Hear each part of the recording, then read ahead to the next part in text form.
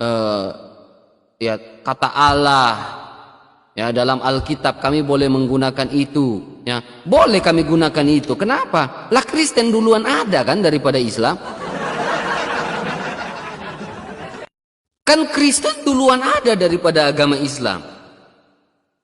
Jadi tidak ada salahnya ketika kami menggunakan frasa itu, ya. Ya makanya saya bilang kalian tidak perlu typing di bawah aja, naik ke atas lalu diskusi, kasih argumentasi. Bolehkah kata Allah digunakan oleh orang Kristen? Jadi semua yang bahasa Arab itu tidak boleh kita pakai, budaya Arab tidak boleh pakai. Ya, BAB itu siapa? Saya nggak kenal BAB, nggak terkenal soalnya.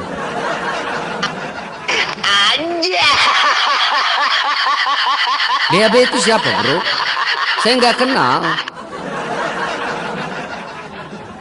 Nggak terkenal soalnya. Ya, jangan typing orang yang apa? Yang nggak terkenal di sini nggak usah. Ya. Soalnya nggak ada gunanya. Penonton saya juga nggak mau respon. Ya jadi gitu teman-teman ya. Ya, jadi teman-teman Islam yang tidak terima BAB Katolik baru jadi. BAB Katolik. BAB itu siapa? Katolik baru jadi. Emang dia Katolik ya bro? Saya nggak tahu ya. Soalnya saya nggak pernah tahu orang Katolik yang namanya BAB. Saya nggak pernah. Halo, Kristen itu bukan? Salve Bang Irka, selamat pagi. Ya mau nyampein apa bang? Silakan. Itu mau nyampain gambar di belakang tuh Bang, keren Bang. Itu di mana Bang? Pesan dari mana? Oh ya, adalah saya pesan. Tidak perlu. Nanti adalah di Shopee ada bisa. Ada di Shopee kah? Ada. Pokoknya tulis saja Pantokrator Gunung Sinai. Oh iyalah Bang Irka. Oke, God bless Lanjut you Bang bang ya. Irka. Oke. Oke, God bless Bang. Oke. Ya jadi gunakan kata Allah. Kristen tidak boleh gunakan kata Allah. Kristen tidak boleh menggunakan astagfirullahaladzim. Kristen tidak boleh menggunakan la ilaha illallah. Jauh sebelum adanya Islam, dengar baik-baik. Jauh sebelum adanya Islam, kekristenan itu sudah menggunakan bahasa Arab. Ya, makanya di dalam 1 Korintus la ilaha illallah Allahul Ahad. Kekristenan sudah percaya akan hal itu. Tidak perlu diajarkan. Baru kalian datang rewo-rewo sembarang datang ke sini. Baru bilang, "Oh, Erga, kamu tidak boleh adopsi kata Allah." Juma datang ke sini, Juma datang. Ayo. Itu katanya pencuri katanya. Lah, pencuri apanya pencuri? Nah, naik ke Hussein. Jadi jangan cuma typing di bawah, ucelim-ucelim ini jangan cuma typing. Kalau rasa punya ilmu naik ke atas. Jangan jadi pengecut, maaf. Alhamdulillah. Kita sendaba jadi kita ucapkan Alhamdulillah. Halo, Husain. Husin Barka Husin. Ya Husain, Kristen atau bukan? Roma Katolik. Ya, mau nyampein apa bang? Itu masalah penyebutan nama Allah itu. Orang Katolik kan mengungkapkannya dengan kata Allah. Orang Islam kan Allah. Ya, Jadi kalau kita mau mengucapkan bahasa itu tidak menjadi persoalan, bro. Allah, orang Kristen menggunakan kata Allah. Itu tidak menjadi persoalan, tetapi yang menjadi persoalan Allah yang seperti apa yang kita sembah, Sang Kholik yang seperti apa yang kita sembah, Sang Kholik seperti apa yang kita kenal. Itu tidak menjadi sebuah persoalan, bro. Itu, bro. Ya.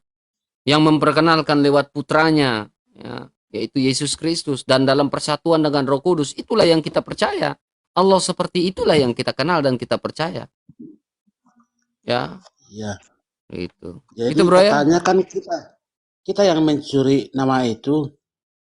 Sebenarnya nama itu sudah dipakai orang Katolik sejak dulu. Orang Kristen pada umumnya di abad-abad segitu sudah dipakai gitu ya. Oke bang. Terima kasih bang ya. Yo, salve. Oke. Ya, jadi silakan untuk kalian naik dan diskusi dengan saya. Ya, tunjukkan dalil kalian, ya. Jangan cuma asal ngeklaim.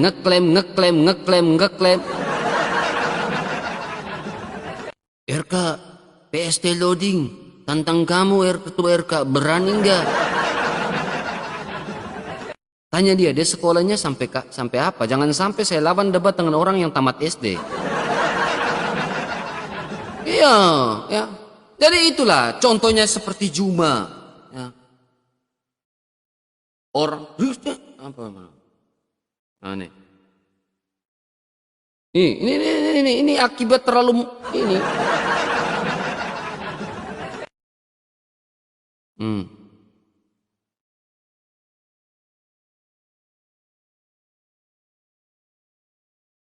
Ini.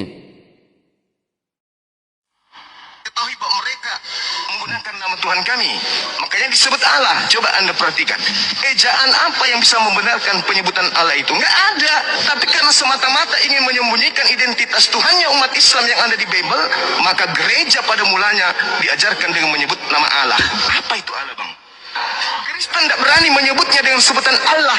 Kenapa? Kapan mereka mengatakan Allah, berarti ketahuan bahwa mereka ambil Tuhannya umat Islam. Makanya mereka membacanya Allah. Allah Bapa, Allah Anak, Allah dan seterusnya.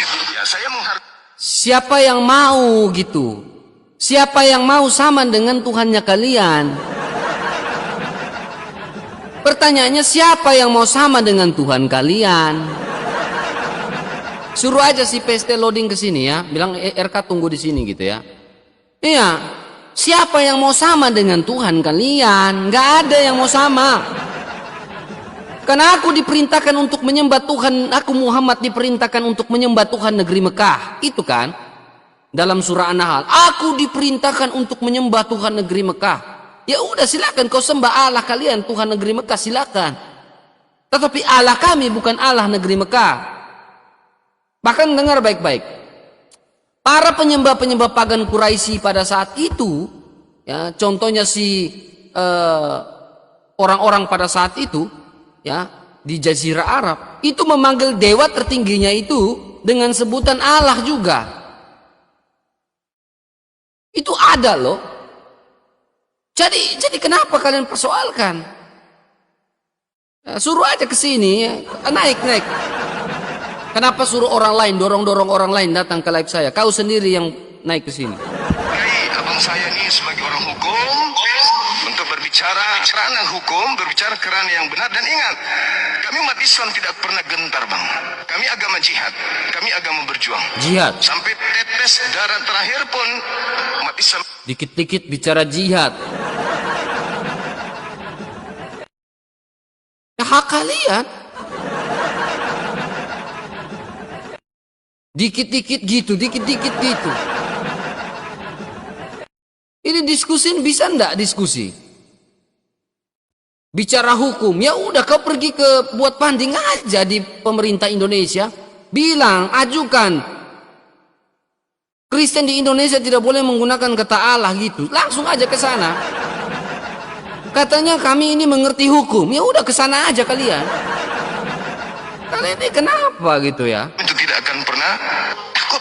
Karena kalau umat Islam itu bukan agama jihad, negara kita tidak merdeka dari penjajah. Itu dulu. VOC datang ke sini dalam tulisan websitenya NU. VOC itu datang itu membantu pengislaman di Indonesia. VOC itu organisasi Hindia dagang Belanda itu datang itu untuk membantu, selain berdagang dia membantu pengislaman di Indonesia. Tetapi kalau kita bicara sejarah orang Belanda tidak pernah bilang mereka datang menjajah Indonesia, nggak pernah loh. Dilihat dari dua sisi loh.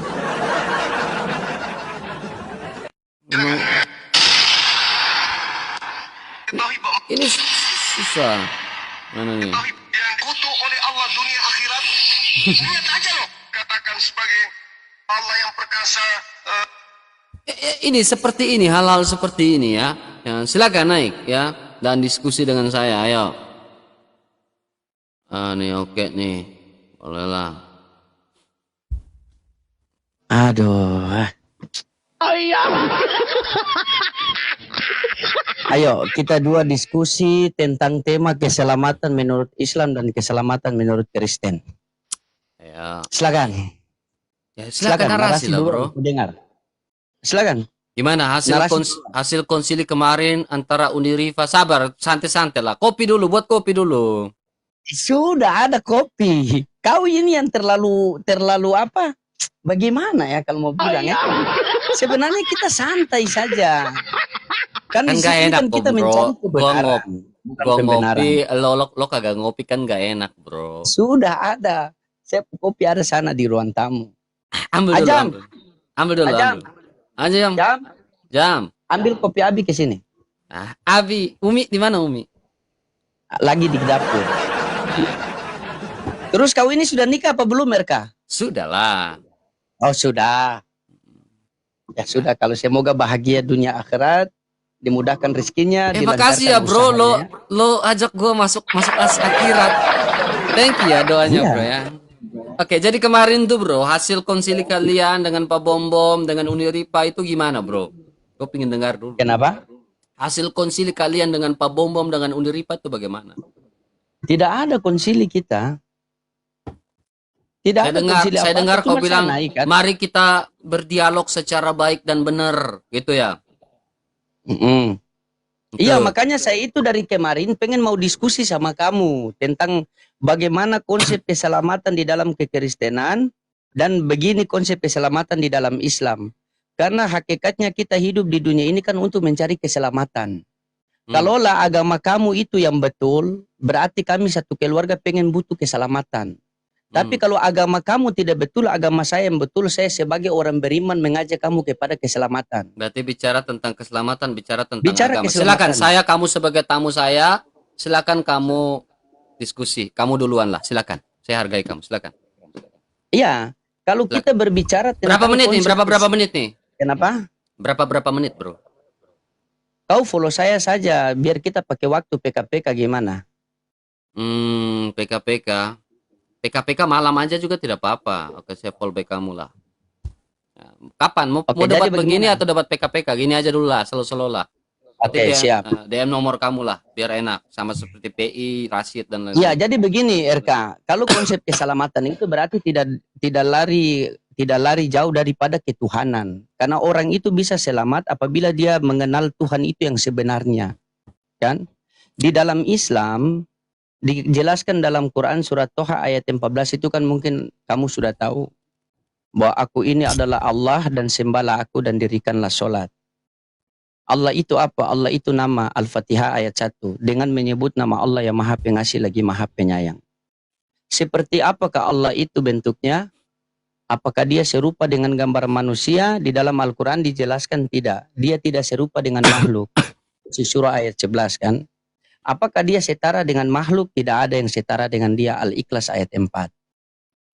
Nah itu. Nah terus apakah Allah itu bisa dilihat dengan mata? Dia tidak dapat dijangkau oleh penglihatan. Terus bagaimana Allah menunjukkan bahwa dia itu ada namun tidak terlihat? Quran surah Fusilat ayat 53. Allah menunjukkan dengan ciptaannya. Dia menunjukkan bahwa dia ada itu dengan ciptaan-ciptaannya. Gitu. Bagaimanakah kita mengenal Allah dan mengikuti ajaran-ajaran dari Allah melalui baginda Rasulullah sallallahu alaihi wasallam? Maka dikatakan tidak kami utus engkau Nabi Muhammad selain membawa rahmat untuk alam semesta ini. Nah, itu dari saya, silakan kamu. Oke, terima kasih. Ya, prolognya cukup bagus ya. Jadi kalau kami ya bro, kami percaya tentang Allah ya. Allah itu seperti apa? Ya. Di dalam Yohanes pasal 5 mengatakan bahwa Allah itu suaranya tidak bisa didengar. Rupanya pun tidak bisa dilihat. Kami percaya akan hal itu. Tetapi tidak sampai di situ. 1 Timotius 6 ayat 16 mengatakan Allah itu bersemayam dalam terang yang tak terhampiri. Ya. Berarti apakah Alkitab ini mulai sama dengan Al-Quran gitu? Allah itu tidak bisa dilihat, suaranya pun tidak bisa didengar. Allah itu bersemayam dalam terang yang tak terhampiri. Yohanes pasal 1 ayat 18. Bahwa tidak seorang pun dapat melihat Allah. Kalau kita melihat ayat demi ayat, teman-teman.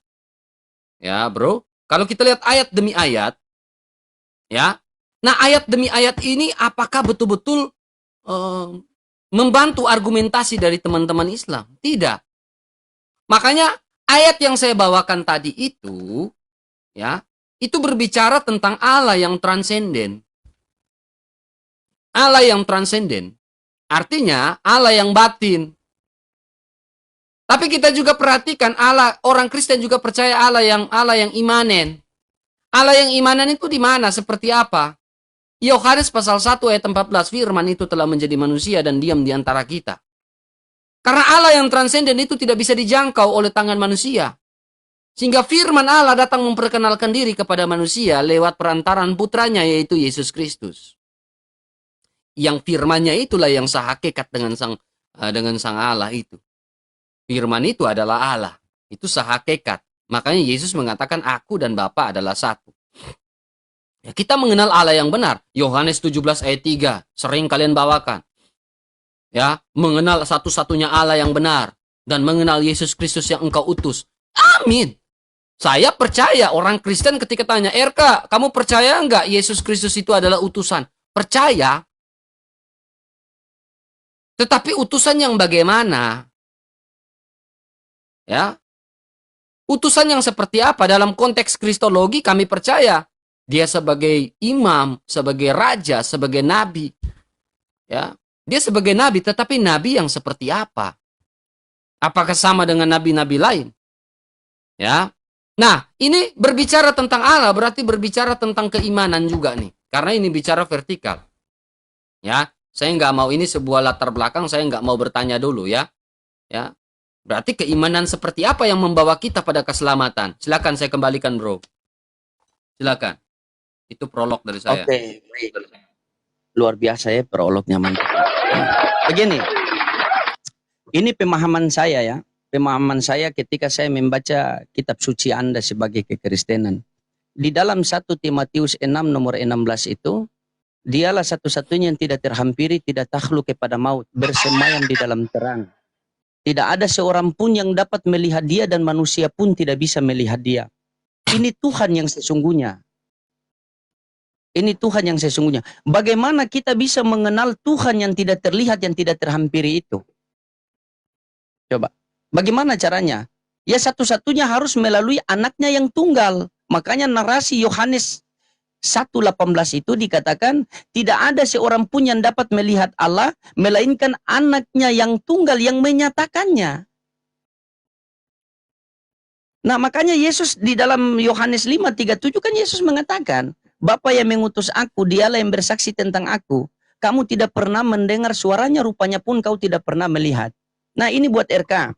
Di dalam narasi Yohanes 3:16. Karena begitu besar kasih Allah akan dunia ini sehingga ia mengaruniakan anaknya yang tunggal. Agar setiap orang percaya kepadanya beroleh hidup yang kekal. Satu pertanyaan dulu buat kamu. Hidup yang kekal, untuk mendapatkan hidup yang kekal berarti kita percaya kepada anaknya yang tunggal ini. Percaya sebagai apa? Sebagai Tuhan, apa sebagai utusan Tuhan? Dan mana dalilnya? Itu. Jadi, karena kita semua pengen hidup yang kekal.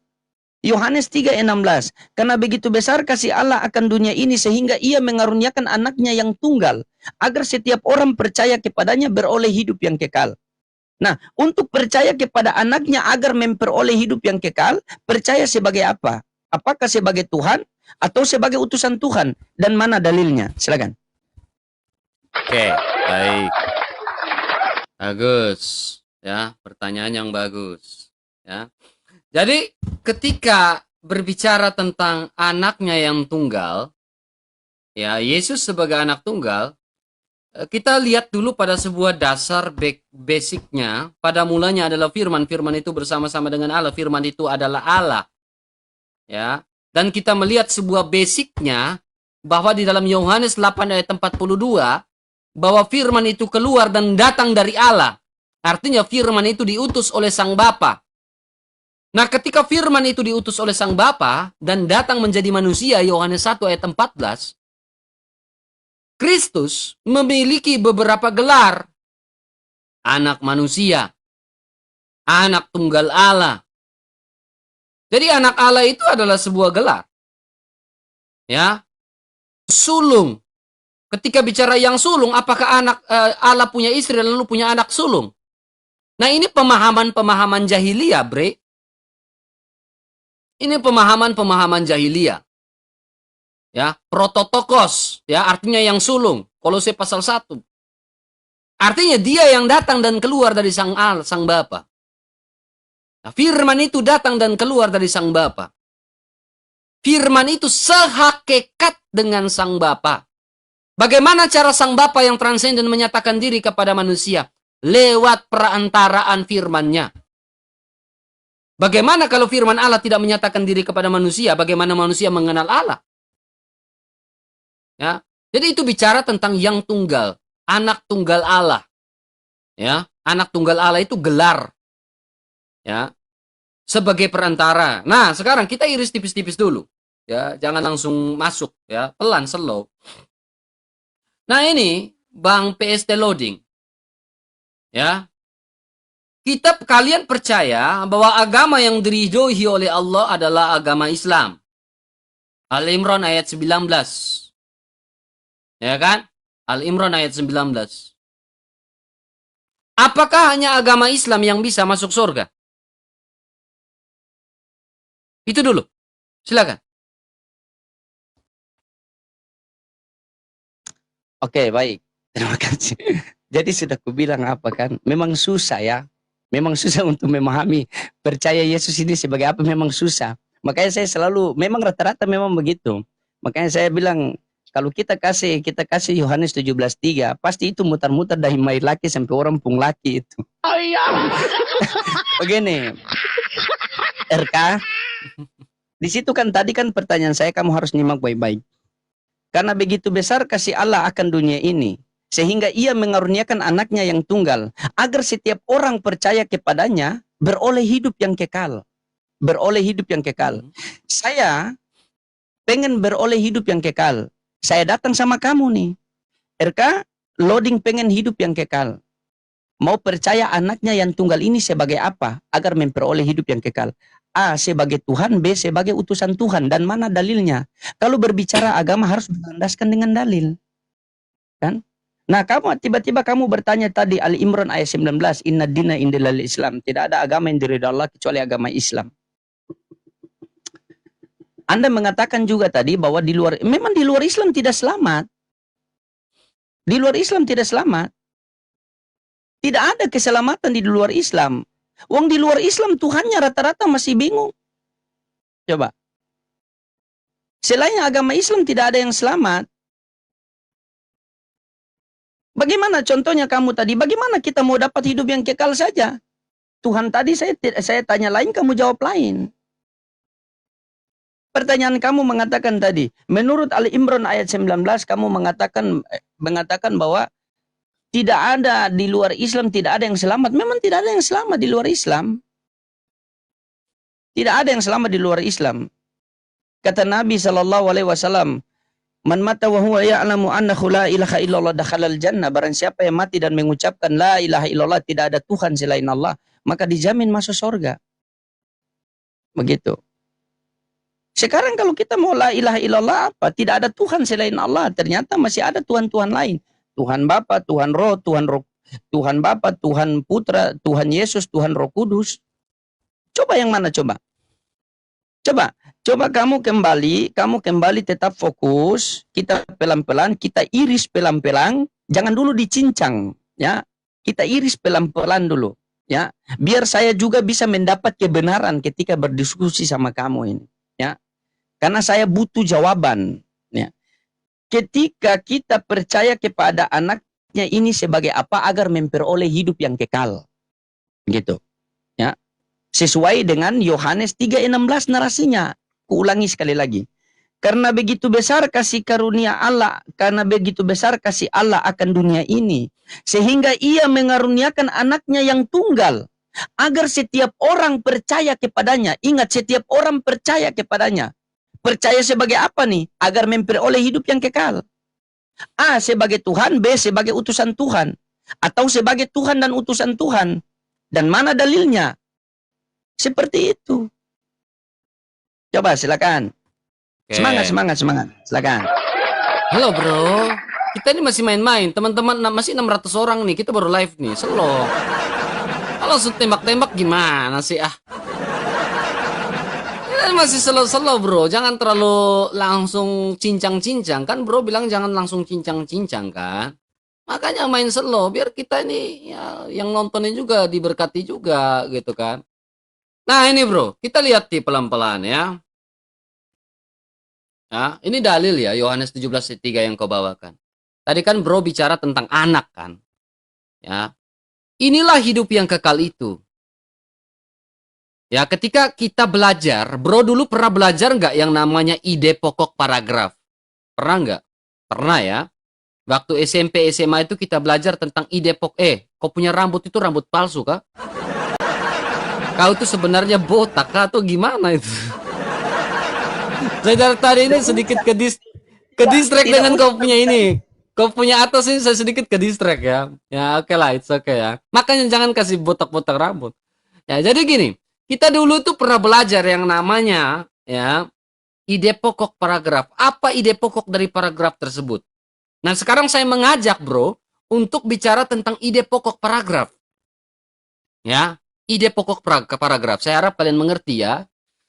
Inilah hidup yang kekal itu, yaitu mereka mengenal engkau satu-satunya Allah yang benar. Pertanyaan pertama, siapakah satu-satunya Allah yang benar? Apakah Allah SWT? Siapakah satu-satunya Allah yang benar?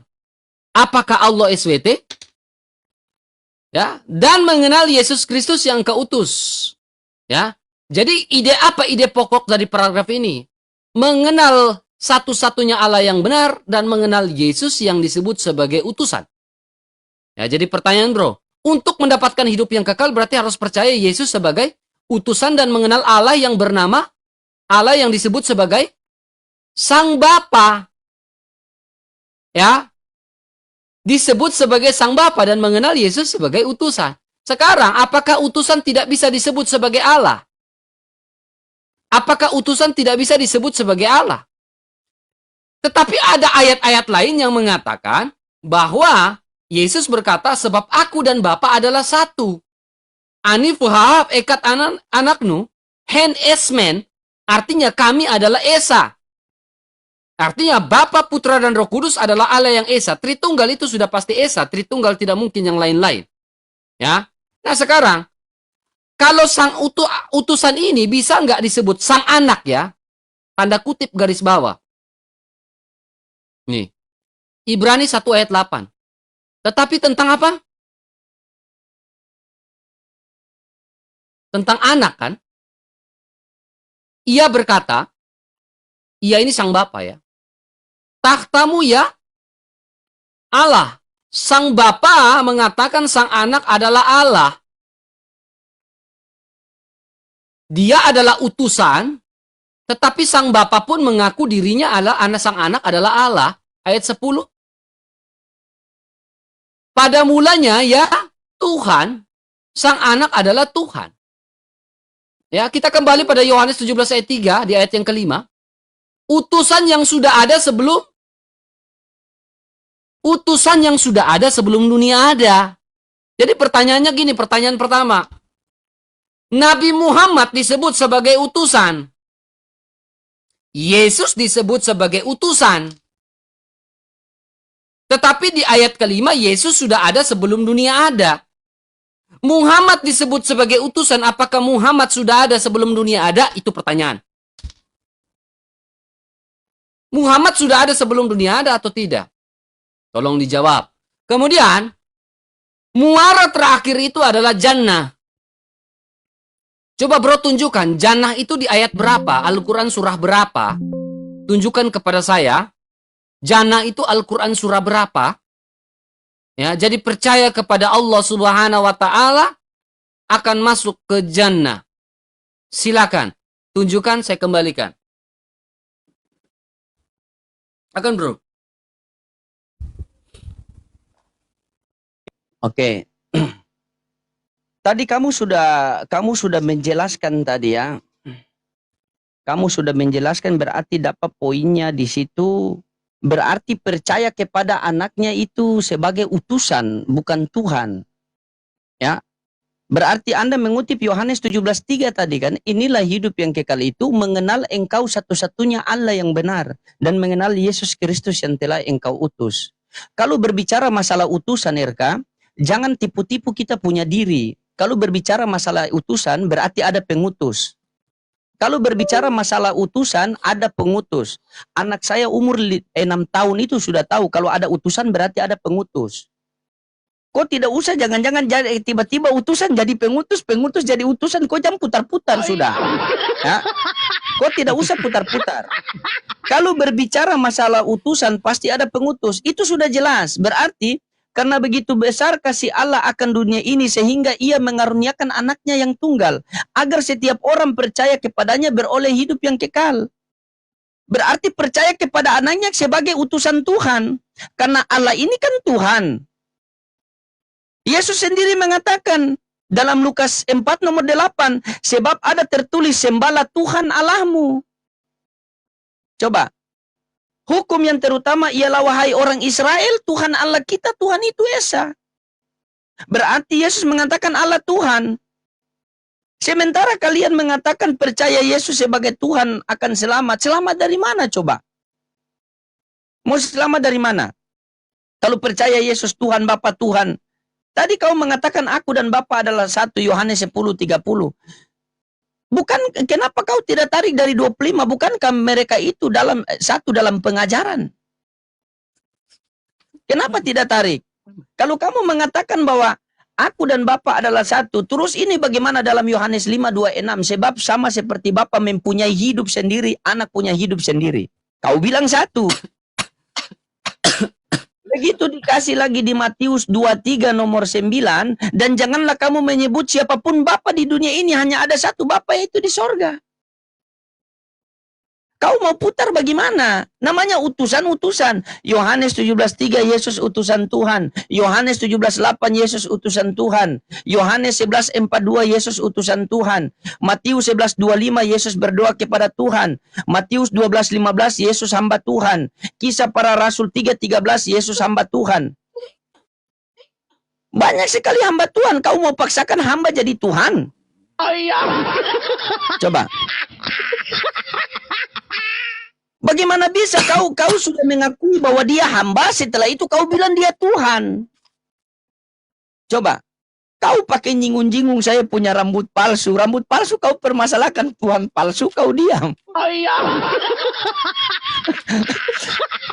Coba. Itu sudah kau mengutip Yohanes 17:3 ini. Tadi kan itu ayat itu yang bikin 3 pendeta lari ke hutan itu. Coba. Inilah hidup yang kekal itu, mengenal engkau satu-satunya Allah yang benar dan mengenal Yesus Kristus yang telah engkau utus. Allah Tuhan, Yesus utusan Tuhan. Coba. Itu hidup yang kekal. Kutanya, adakah dalil yang mengatakan dengan menuhankan Yesus memperoleh hidup yang kekal? Ada. Silakan. Ada. Silakan. Ada. Nah, baik. Jangan kau putar lagi. Pusing saya pagi-pagi ini kopi sudah. Oke, jadi gini bro. Ya, tadi kau persoalkan masalah hamba, itu bakal saya jelaskan. Teman-teman bantu tap-tap layarnya, bantu share-share-nya teman-teman ya. Jangan lupa follow akun Bang Erkan, ini akun kedua ya. Jadi gini teman-teman, Pastor Loading. Ketika tadi Pastor Loading, bukan pastor kau, saya panggil kau Loading aja lah, ya, otaknya terlalu loading ya. Jadi gini Loading, ketika tadi kau membawakan Yohanes 17 ayat 3, kenapa nggak turun ke Yohanes 17 ayat 5? Harusnya kau turun ke Yohanes 17 ayat 5, karena itu bagian dari pertanyaan diriku. Bahwa utusan itu sudah ada sebelum dunia ada. Makanya kutanyakan tadi, Apakah Muhammad adalah utusan? Jikalau Muhammad adalah utusan, apakah Muhammad sudah ada sebelum dunia ada sama seperti Yesus? Buktikan. Berarti ada dua kategori pertanyaan saya. Jikalau Muhammad sudah ada sebelum dunia ada, berarti kategori pertama, artinya eksistensi Muhammad dalam nubuatan. Kedua, kategori kedua, eksistensi Muhammad dalam pekerjaannya sebelum dia datang ke dunia. Nah, kita lebih eksplisit lagi. Ya, kategori pertama, eksistensi Muhammad dalam nubuatan sesuai perkataan Allah di dalam surat Al-A'raf ayat 157 bahwa nama Nabi Muhammad tertulis di dalam kitab Taurat dan Injil. Taurat yang mana yang menuliskan nama Nabi Muhammad? Injil yang mana yang menuliskan nama Nabi Muhammad? Sebagai bukti Muhammad sudah ada sebelum dunia ada. Tolong dijawab. Kamu jangan lupa, Yesus adalah utusan. Saya sudah mengiyakan itu. Tetapi utusan yang kekal, yang sudah ada sebelum dunia ada. Kan saya sudah iyakan. Yesus diutus oleh Sang Bapa. Kan saya sudah iyakan itu. Jadi untuk mendapatkan hidup yang kekal adalah percaya Sang Bapa dan percaya utusan Sang Bapa yang bernama Kristus. Itu firman-Nya, sabdanya. Bukan percaya Muhammad sebagai utusan. Kan ya dalam ide pokok itu. Kan saya mengajak ide pokok paragraf. Kan saya sudah bilang Yesus utusan. Apalagi yang mau diskusikan? Jadi jawab pertanyaanku. Apakah Muhammad adalah utusan yang sudah ada sebelum dunia ada? Dalam dua kategori itu tunjukkan dalilnya. Kemudian kamu gak jawab pertanyaan saya. Kamu bicara tentang jannah. Jangan kabur. Ya kan? Jannah itu dalilnya di mana? Coba tunjukkan kata jannah dalil dalam Al-Quran. Ya kan? Nah, sekarang kamu bertanya kepada saya, apakah dengan percaya utusan yang bernama Yesus ini mendapatkan hidup yang kekal? Yohanes 17 ayat 3, hidup yang kekal toh. Jadi percaya Yesus utusan untuk mendapatkan hidup yang kekal, bukan percaya Muhammad untuk mendapatkan hidup yang kekal. Itu kitabku. Ya kan? Percaya hidup yang kekal, percaya Yesus dan Sang Bapa. Bukan percaya Muhammad. Kau yang bawa dalil itu, berarti kau mengiyakan dalil itu benar. Selesai. Makanya jangan keseringan baca kitab orang. Kan saya sudah mengiyakan Yesus utusan. Apa yang salah? Ya. Diutus oleh Bapa. Apa yang salah? Tidak salah. Ya. Ya. Jawab itu. Catat itu pertanyaan-pertanyaanku. Nah, kau menghubungkan dalam Markus 12 ya. Allah memperkenalkan diri di dalam Kejadian 1 ayat 2 dan 3. Bereshit bara Elohim, warua Elohim. Ya. Wayomer Elohim. Jadi Allah, Bapa, Putra, firman-Nya dan Roh-Nya itu disebut dalam Ulangan 6 ayat 4 itu apa? Sema Yisrael Adonai Eloheinu Adonai Ehad. Disebut sebagai Allah yang Ehad. Yohanes 10 ayat 30 itu mengatakan apa? Aku dan Bapa Esa, Ehad. Anifo ha'af ekat anaknu. Jadi kesatuan antara Bapa, firman-Nya dan Roh Kudus sesuai Kejadian 1 itu ehad. Ya, jadi jawab pertanyaan saya itu Pastor Rolling. Kemudian bicara tentang hamba Allah. Pertanyaanmu terlalu banyak. Hamba Allah itu gelar. Kenapa Yesus disebut sebagai hamba Allah? Yesus taat kepada Bapaknya dalam cinta sampai mati. Ini katekismus Gereja Katolik. Filipi 2 ayat 8. Dengan demikian Yesus memenuhi perutusannya untuk membawa pendamaian. Sebagai hamba Allah yang menderita, yang membenarkan banyak orang dengan memikul kejahatan. Disebut sebagai hamba Allah, maka digenapilah dia eksistensi dalam nubuatan Yesaya 53. Dia terpaku oleh karena penderitaan kita. Jadi ketika kau menolak Yesus sebagai hamba Allah, berarti kau menolak nubuatan Yesaya 53 ayat 11 ini. Gitu. Silakan jawab pertanyaan saya, Loading. Jangan mengong. Cari data googling kok. Cari data googling kok. Googling jawab. Sudah? Silakan, udah, silakan. Jawab. Nah, Ternyata saya pikir kamu ini keras, baru iris-iris saja, ternyata sudah kelihatan kertasnya. Kau itu begini. Kamu itu bagaimana ya? Apakah kamu pura-pura rupa dengan pertanyaan saya? Atau kamu sengaja agar netizen kamu ini kau mau kelabui jemaat kamu agar tidak paham? Jawab Kan aja. tadi kutanyakan sama kamu RK, ya. Dalam Yohanes 17:3 itu berarti hidup yang kekal itu mengenal Yesus sebagai utusan Tuhan. Saya tidak tahu dia mau dari mana, intinya utusan Tuhan kan. Yang saya pahami itu utusan Tuhan. Saya minta sama kamu, carikan saya dalil di mana dengan menuhankan Yesus memperoleh hidup yang kekal, bukan percaya. Menuhankan Yesus. Kalian kan menuhankan Yesus. Apakah ada dalil dengan menuhankan Yesus memperoleh hidup yang kekal? Nah, tadi kau mengatakan jannah. Ada kata jannah di dalam Al-Quran?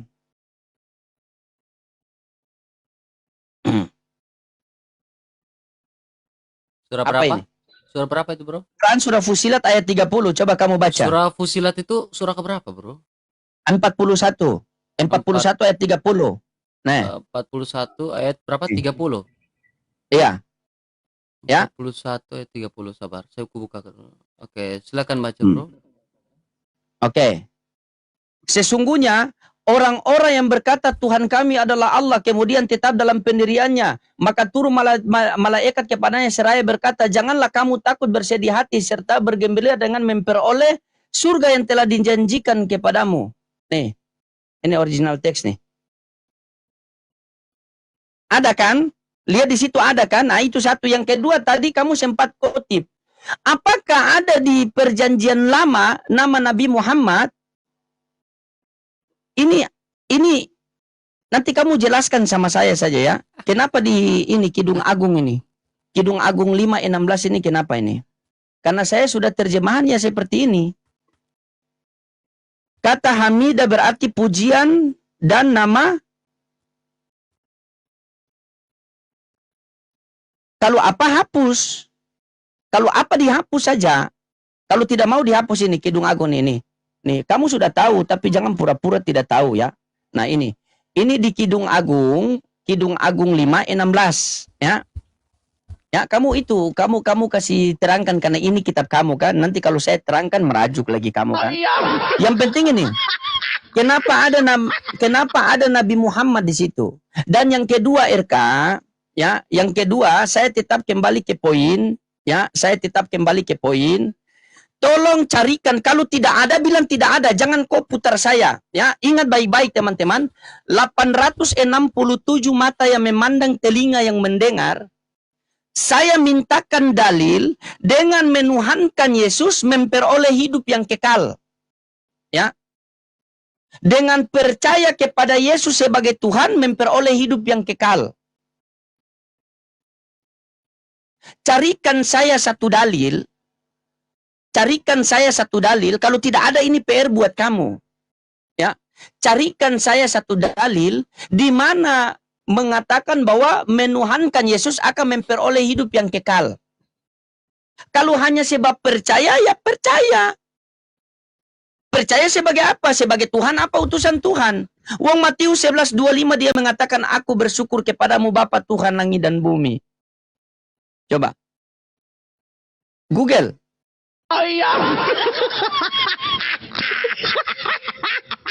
Saya minta itu teman-teman. Ingat ya. Saya minta di mana dalil dengan menuhankan Yesus memperoleh hidup yang kekal. Buka kacamata, buka peci, lama-lama kau buka baju lagi.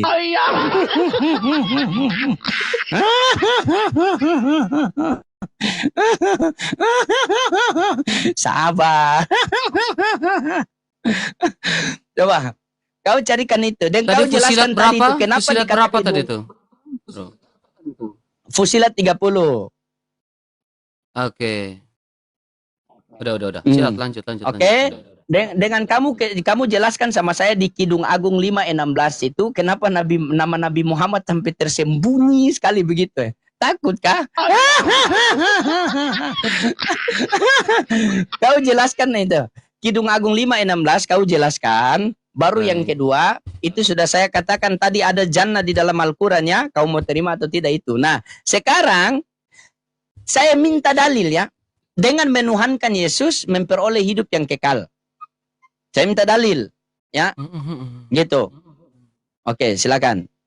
Kutunggu. Oke. Silakan.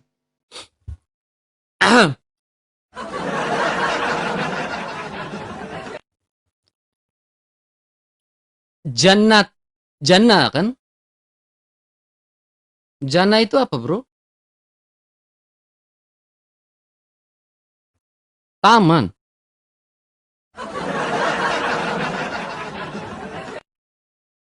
Jannatun. Taman. Jannati. Taman. Jadi bisa nggak ini pertanyaannya? Kesibukan para lelaki di taman adalah memecah perawan istri-istrinya. Ya, itu pertanyaan. Ya, bisa nggak boleh dibuat seperti itu? Ya kan? Nah, sekarang gini bro ya. Saya ingin saya bukakan.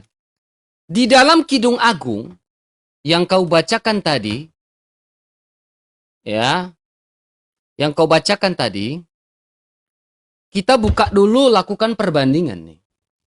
Ini saya dari tadi main data ya bro. Ya. Nih bro, gue dari tadi main data nih. Karena dengan gue pasti pakai data, ya benar-benar data gue data yang betul-betul bagus. Ya. Ini dalam surat Al-A'raf 157 kan bro? Yaitu orang yang mengikuti Rasul Muhammad, Nabi yang umi, tidak pandai baca tulis, yang namanya mereka temukan tertulis di dalam, apa nih bro? Taurat dan Injil. Yang bro bawakan tadi, ya Kidung Agung, ya bro harus memahami bahwa Kidung Agung bukan Taurat bro.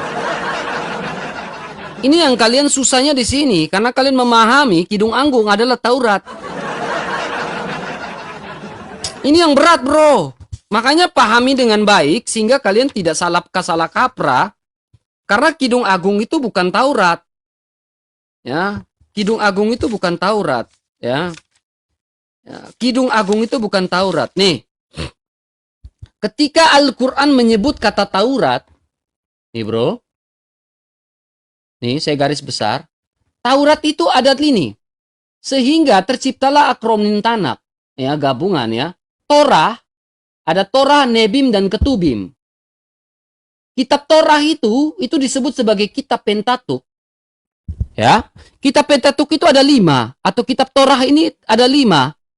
Bereshit, Veleshemot, Wayikrab, Bemidbar, dan Elehedebarim. Ini kitab Taurat. Sedangkan ayat yang kau bawakan tadi itu, Kidung Agung 5 ayat 16, Kidung Agung itu bukan kitab Taurat bro. Kidung Agung ini termasuk kitab Hames Megilot. Nih, perhatikan. Kidung Agung itu adalah kitab Hames Megilot. Ini yang disebut sebagai Shir Hashirim atau Kidung Agung. Yang disebutkan oleh Al-Quran adalah kitab Taurat dan Injil. Taurat itu ada 5. Kenapa jawabannya di Kidung Agung? Itu. Masa kamu nggak ngerti maksud Allah kamu, bro? Allah kamu itu nyebut Taurat, loh. Allah kamu nggak nyebut Shir Hashirim.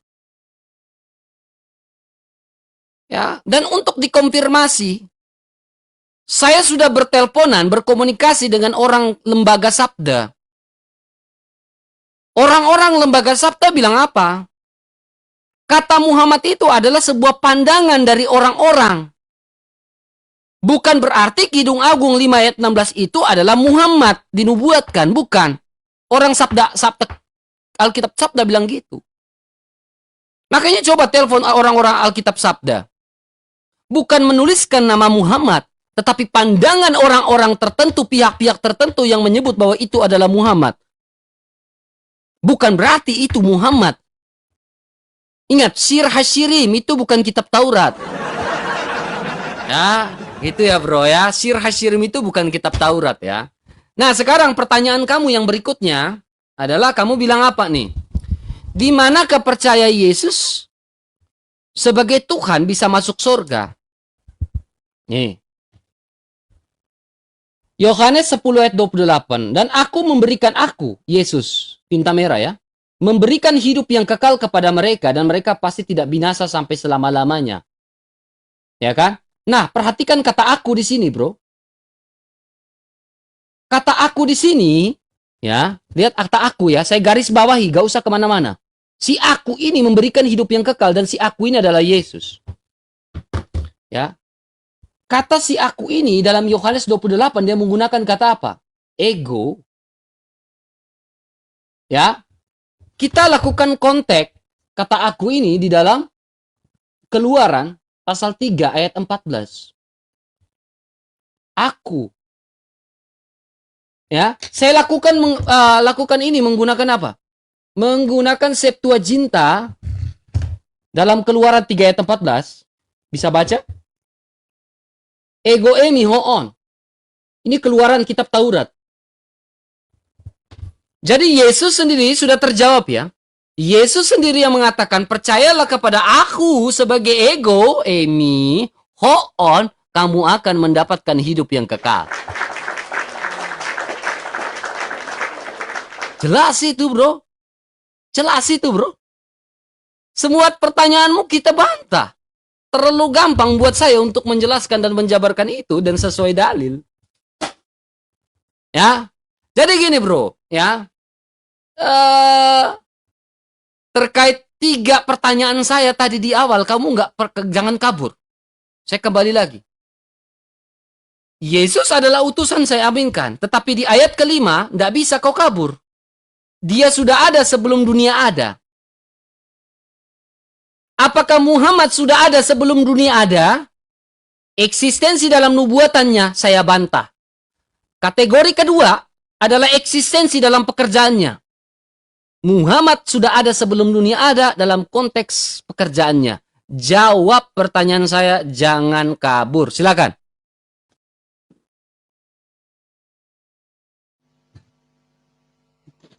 Ternyata sama teman-teman.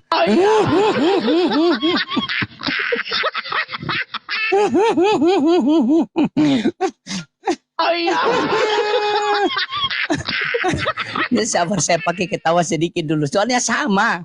Dari kelas yang profesor sampai pertengahan sampai jemaat sama. Kalau kasih ayat itu pasti mutar-mutar. Santai aja bro. Ya pasti, ya pasti mutar-mutar. Kemarin saya ada pendeta itu, saya tanya begitu itu, dia bawa saya dari satu raja-raja sampai raja hutan. Iya. Ini kau bagaimana lagi kau sampai framing? Bro. Kita gini bro. Ya kau punya waktu, tapi gini. Dalam dunia debat, silakan bantah saja argumentasi saya. Ya. Dengan data, bukan dengan lari ke sana, lari ke sini. Karena diskusi kita adalah diskusi yang etika. Bantah literatur dengan literatur. Itu diskusi yang orang pintar. Silakan, saya kembalikan. Oke, sudah? Silakan. Baik. Tadi juga berbicara, bolehkah di sorga itu kita pecahkan perawan? Saya tanggapi dulu itu ya. Ketika kamu mau memframing seperti itu, kamu berbicara bilang pakai data, tetapi kamu framing seperti itu. Kalau saya lakukan hal yang sama itu, bagaimana menurut kamu ketika ini? Di Wahyu 19 nomor 7. Marilah kita bersukacita dengan bersorak-sorak dan memuliakan dia karena hari perkawinan anak domba. Anak domba ya, hari perkawinan anak domba. RK, ini saya pakai data ya. Beginikah dia kawin kah? Beginikah? Hah? Beginikah anak domba itu kawin kah? Hah? Beginikah dia? Apakah kita putar video nanti kita rungkat? Hah? Beginikah? Ini data ini saya ambil dari sini, dari Wahyu nih.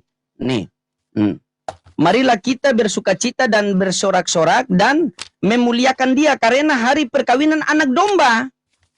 Coba, ini anak domba ya, bukan domba ini kan kita sudah tahu binatang. Ya, mau disematkan ke malaikat tidak bisa, mau disematkan kepada manusia tidak bisa, satu-satunya cuma di binatang. Ya kalau binatang kan begitu, kita bicara apa, jawabnya apa? Sama. Ini bagaimanakah dia kawin begini? Kau lihat ini. Kau lihat dia kawin ini. Saya kasih lihat nih. Kau perhatikan dia kawin. Tuh kan, nanti keben lagi kita kan. Saya minta itu, dia tunduk lagi, mama sayang, bagaimana katanya? Ya. RK, ya, roti kehidupan. Jangan sampai malam ini saya berikan kamu gelar jadi roti kucluk, ya. Tolong kamu carikan saya dalil. Dengan menuhankan Yesus memperoleh hidup yang kekal. Ya. Dengan memperoleh Yesus, dengan mempertuhankan Yesus, dengan menuhankan Yesus memperoleh hidup yang kekal. Ya, tolong kamu carikan itu. Ya. Habis tadi kamu katakan bahwa itu Kidung Agung itu bukan Taurat, bukan ini. Siapa yang bilang itu Taurat? Cuma saya mengatakan kenapa di perjanjian lama kalian ada Nabi Muhammad tetapi disembunyikan. Kau mengatakan itu Muhammad tetapi bukan Muhammad. Bagaimana bisa begitu? Itu Muhammad tapi bukan Muhammad. Itu Tuhan tapi bukan Tuhan. Ini kan agak-agak mirip. Coba. Tadi kalau saya balik, tolong kamu cari nama Yesus di dalam perjanjian lama. Itu sampai kiamat lewat 3 hari tidak akan dapat itu. Nama Yesus di perjanjian lama. Sampai kiamat lewat 3 hari kau tidak akan dapat itu. Nama Yesus itu. Tapi nama Nabi Muhammad ada. Ya, kamu tetap fokus begini saja RK ya. Kamu tetap fokus jelaskan sama saya. Fokus jelaskan sama saya. Dengan menuhankan Yesus memperoleh hidup yang kekal. Tadi kan kita sudah bahas Yohanes 17:3. Inilah hidup yang kekal itu, mengenal engkau satu-satunya Allah yang benar dan mengenal Yesus Kristus yang telah engkau utus. Berarti dengan mengenal Yesus sebagai utusan Tuhan, maka kita akan memperoleh hidup yang kekal. Tapi RK menuhankan ini utusan Tuhan. RK meyakini bahwa akan memperoleh hidup yang kekal dengan menuhankan Yesus. Mana dalilnya? Begitu. Yang penting ada dalilnya. Kau pula kasih aku. Kau suruh baca yang 5. Kau baca yang 5 ini. Sudah kubuka Yohanes. Berapa? Yohanes 17. Oleh sebab itu, oleh sebab itu ya Bapa, permuliakanlah aku padamu. Ini Yesus minta dipermuliakan loh. Oleh Bapa. Bapa ini siapa? Allah. Allah itu siapa? Tuhan. Apakah Tuhan minta dipermuliakan oleh Tuhan? Di sini kan ada Bapa, ada aku. Oleh sebab itu ya Bapa, Yesus minta kepada Bapa. Ini perikopnya saja.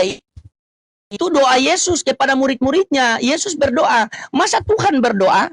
Itu yang kamu fokus. Jangan terlalu banyak lari ke Al-Quran. Kau punya akal tidak sampai ke situ. Kau ini kalau dalam Al-Quran itu masih ba'aba, tabata, batata. Janganlah kau menolak Bibel. Kalian ini juga saya bingung. Kasih Bibel tolak, kasih Bibel tolak, kasih Bibel tolak, kasih babi makan. Jadi tetap fokus ya. Tetap fokus di situ ya. Tetap fokus di situ. Dengan menuhankan Yesus memperoleh hidup yang kekal. Ya. Fokus ke situ RK. Jangan dulu kemana-mana. Kulayani kamu dari Al-Fatihah sampai An-Nas. Yang penting kamu fokus dulu fix ya. Karena ketika kamu menuhankan Yesus sementara Bapa adalah Tuhan. Berarti ada berapa Tuhan? 1. Nah, makanya saya mengatakan Kristen ini jangankan masuk surga, masuk akal pun tidak. Ya. Oke, saya tunggu jawabannya itu. Silakan. Aduh, otaknya tidak jauh-jauh dari selangkangan. Ya, framingannya ini tidak jauh-jauh dari selangkangan semua ini. Agak berat ya. Diajak diskusi akademis ya. Ya, tetapi framingannya tidak jauh-jauh dari selangkangan. It's okay lah ya, kita ladanin aja lah teman-teman ya. Ya, terkait perkawinan anak domba, bro. Ya. Jadi itu sebuah makna, ya. Contohnya gini, saya kasih sederhana, bro. Ya. Pernikahan suami dan istri antara laki-laki dan perempuan itu pernikahan karena kasih cinta yang terbatas antara laki-laki dan perempuan. Ya. Itu pernikahan yang terbatas. Tetapi pernikahan orang-orang percaya, ya, kenapa disebut sebagai domba, bro?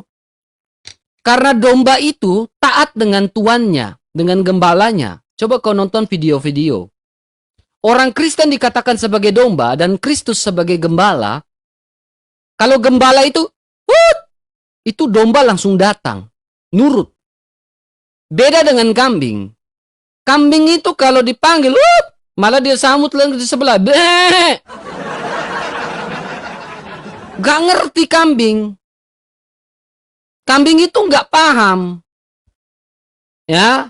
Jadi kalau bicara tentang domba, bro, itu bicara tentang bagaimana orang percaya yang taat dan tunduk terhadap gembalanya.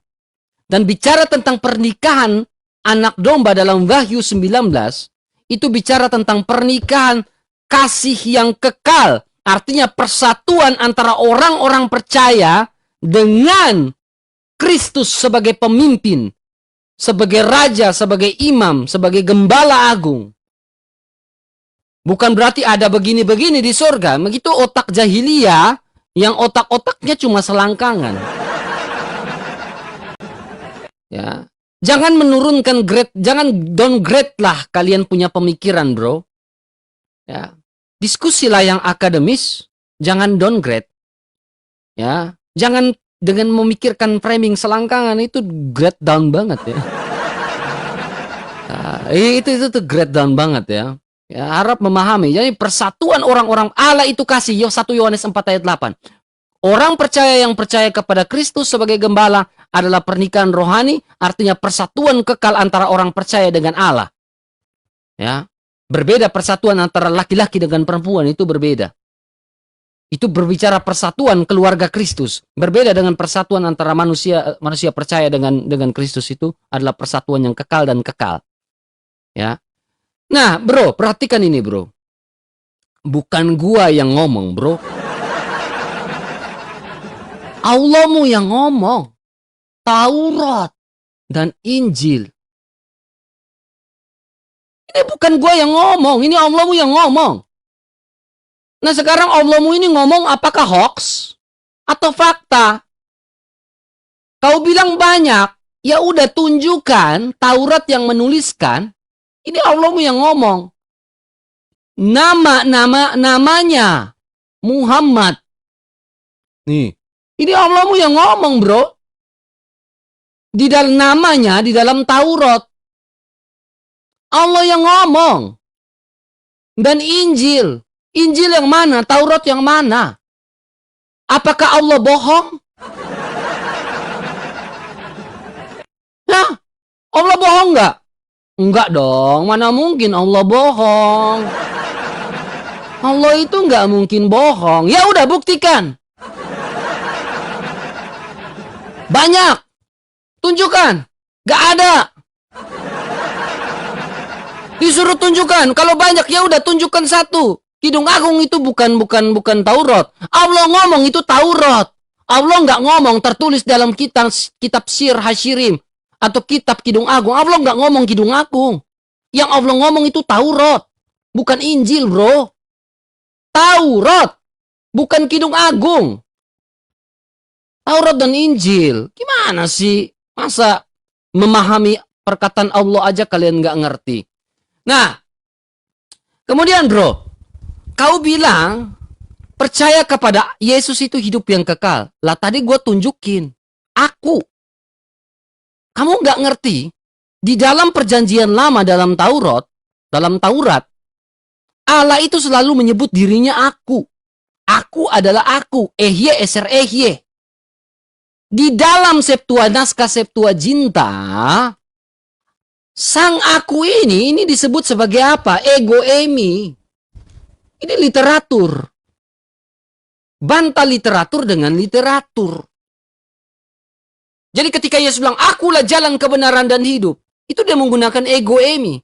Aku adalah pokok anggur yang benar. Ego eimi. Akulah yang memberikan hidup yang kekal. Ego emi. Itu literatur. Ya. Kemudian kau nggak singgung tuh ketika saya bilang masalah jannah itu adalah taman. Ya kan? Ini jannah itu apa, bro? Taman. Taman, bro, taman. Bukan surga, taman ini, taman. Ke taman, jannatin ke taman. Wa jannatin di sebuah taman. Jannatun di sebuah taman. Kalau Yesus itu Uranos, surga, naik ke langit. Kamu mau di langit, di surga, atau mau di mana? Iya. Sudah ku jawab kan, aku itu ego emi. Allah dalam perjanjian lama ketika bertemu Musa di atas gunung Sinai, Keluaran 3 ayat 14, dia menyebut dirinya adalah aku. Bro, jangan sampai kacamatanya miring begitulah, bro. Aduh, stres sekali lah kau ini. Udah pusingnya kau, bro. Kacamatanya udah sampai kayak gitu. Mana lah, bro. Aduh, gak boleh gitulah. Ayolah. Ayo. Saya udah jawab itu ya. Keluaran 3 ayat 12 itu berkataan Yesus dengan Nabi Musa itu aku gitu ya. Ya, jadi tolonglah silakan kamu bantah argumentasi saya. Allah bilang Taurat dan Injil. Taurat itu ada 5, Injil itu ada 4 yang dikenonkan. Ya, tunjukkan 5 kitab Taurat yang menuliskan nama Nabi Muhammad. Ya, jawab dulu itu. Sebagai bukti bahwa Allah kamu tidak hoax. Silakan.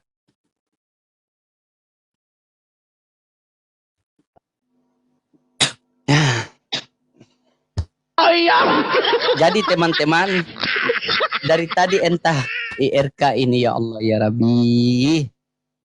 Dia tidak tahu kalau kode begini, dia tidak tahu kan.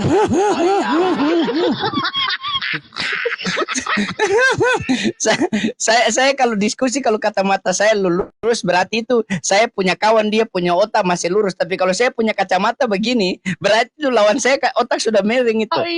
Kau tadi bilang, tadi ingat teman-temannya, kita buktikan RK punya bicara ya. Dia bilang kamu nonton itu domba itu kalau dipanggil itu dia nurut. Nonton itu kalau domba itu kalau dipanggil dia nurut.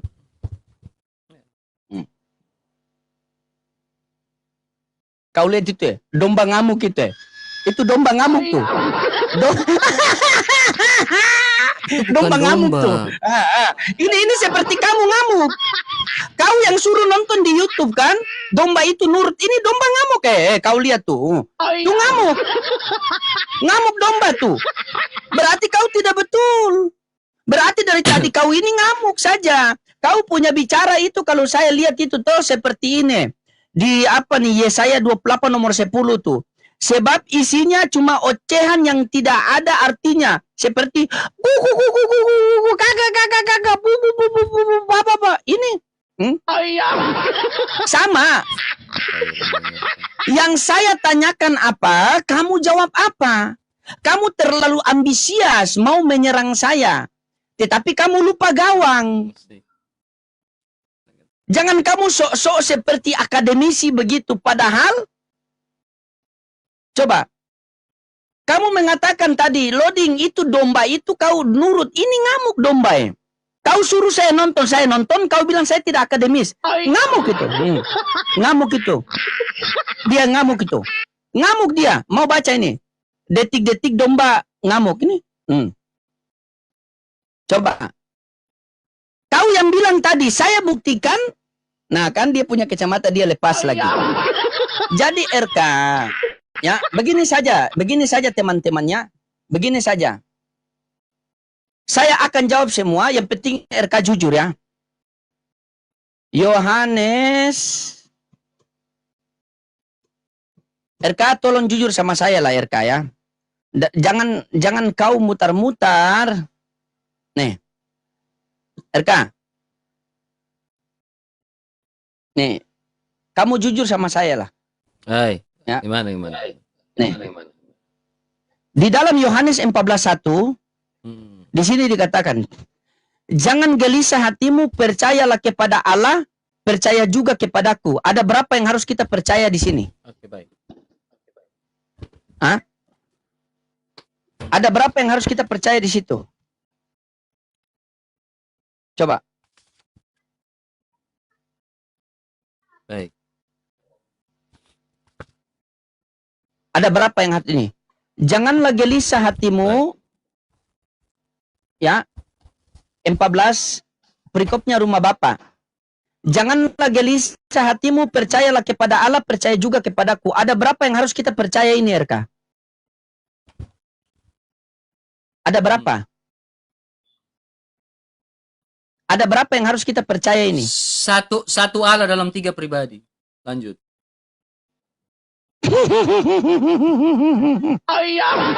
Saya jawab kan, satu Allah dalam 3 pribadi kan? Janganlah gelisah Atau 3 hatimu. hipostasis. Percaya kepada Allah, percaya juga kepadaku. Ada berapa yang harus kita percaya? Oh. Ya. Astagfirullahaladzim. Satu Allah dalam 3 pribadi, aku jawab kan? Satu Allah dalam 3 pribadi, bukan 99, bukan 20. Ini kau baca, coba kau baca di situ. Percaya Ini, kepada di mana sang, artinya?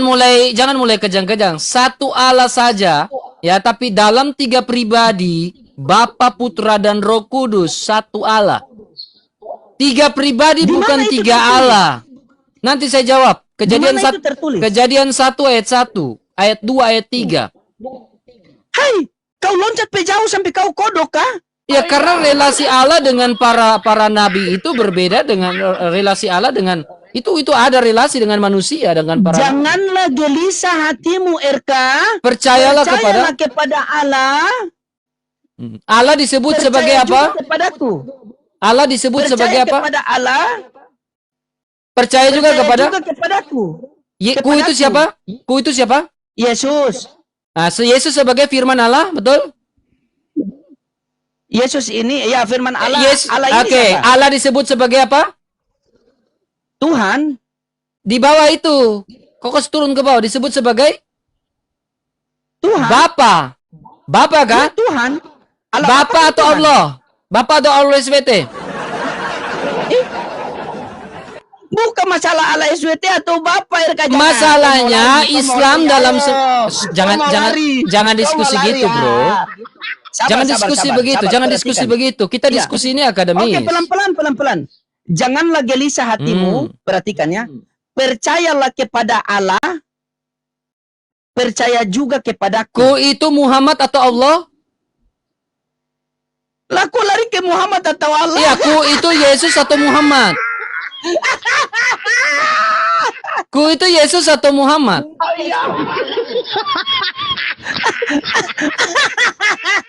Enggak, kamu bisa diskusi nggak, Bro? Kayaknya saya dari tadi bawa literatur loh. Saya Bukan pikir masalah kamu bisa literatur. enggak kita kau punya buku. coba diskusi baik-baik, Bro. Coba.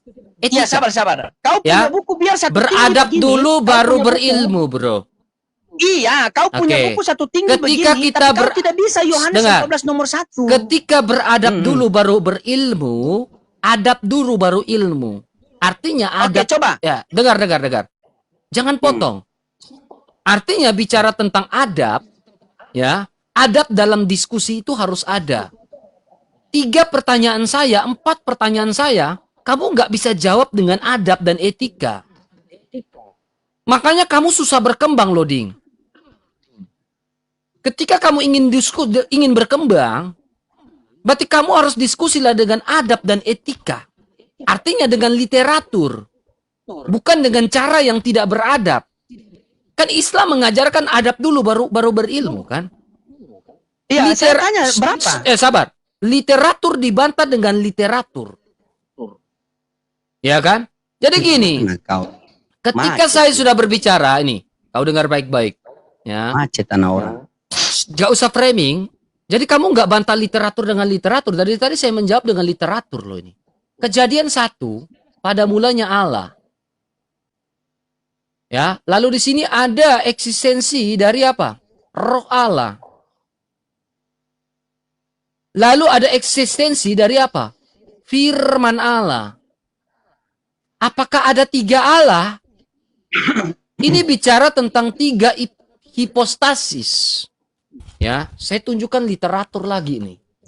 Ya, saya ambil dari pemahaman Ritus Timur ya. Saya harap kamu memahami. Dengan demikian, dalam diri Allah yang Esa, ya, dari Kejadian 1 saya uraikan, lalu dijabarkan. Dari Allah yang Esa itu terdapat aliran kasih yang kekal atau hipostasis pertama kepada hipostasis kedua. Nih. Hipostasis kedua. Ya, yaitu Bapa kepada firman-Nya, ya. Lalu Yohanes 17 ayat 24. Dan sebaliknya, sedangkan aliran kasih Bapa kepada firman-Nya, sebaliknya itu dicurahkan oleh hipostasis ketiga. Jadi ketiga hipostasis ini disebut sebagai 1 Yohanes 4:8 relasi kasih yang kekal. Artinya Allah itu Esa, ya, Allah itu Esa, bukan berarti tiga hipostasis adalah tiga Allah. Karena kalau menggunakan kata pribadi dalam bahasa Yunani itu menggunakan kata prosopon. Prosopon itu bukan bicara tentang jumlah Allah, tetapi bagaimana cara Allah menyatakan diri dan memperkenalkan diri kepada manusia. Ya, saya dari tadi berusaha untuk mengajak kamu diskusi secara akademis. Ya, tetapi nyatanya kamu nggak bantah literatur dengan literatur, bro. Saya dari tadi tunjukkan naskah Septuaginta, tapi memang nggak bisa. Makanya bilang saya menyarankan kamu belajar, ya, beradab. Cara diskusi yang beradab dengan literatur itu saya menyarankan seperti itu. Kata jannah itu taman, kamu nggak bantah. Muhammad sudah ada sebelum dunia ada. Jadi kecuali bisa percayalah kepada Bapa, percayalah juga kepadaku. Bukan berarti tiga Allah, tetapi Bapa, Putra dan Roh Kudus itu Allah yang Esa, sehakikat. Firman itu sehakikat dengan Bapa. Ya, seperti itu, bro, ya. Seperti itu. Ya, jadi silakan turun. Saya harap kamu nggak ngerti apa-apa. Cukup. Jangan lupa follow ya. Ya, silakan. Jadi cukup itu, bro. Jadi saya merasa bahwa diskusi dengan kamu dari tadi saya tanya kepada kamu bahwa di manakah Muhammad sudah ada sebelum dunia ada? Ternyata kamu nggak bisa jawab. Nah, ini persoalan. Saya mengajak kamu diskusi pakai literatur. Saya pikir, wah ini bisa ada akademis ya, bisa diskusi akademis. Ternyata nggak bisa. Ya, itu cukup bagi saya karena buang mutiara ke baby, ya, ke bebong itu susah, teman. Ya, saya ingin mengajak siapapun ustadz-ustadz atau teman-teman Islam yang bisa berdiskusi akademis. Artinya, kalau diskusi akademis, ada literatur seperti ini. Kalau ada literatur seperti ini, itulah namanya diskusi yang beradab. Beretika, adab dulu, baru ilmu. Hanya masalahnya, kamu nggak bisa diskusi beradab. Saya nggak mau diskusi hujat-hujat loh. Saya ngajak kamu diskusi. Kalau mau framing, framinglah dengan literatur. Tapi satu pun saya tidak menemukan oknum-oknum uclim-uclim ini bisa diskusi secara akademis. Karena apa? IQ-nya 78 semua. Ya Allah sayangi Abdul.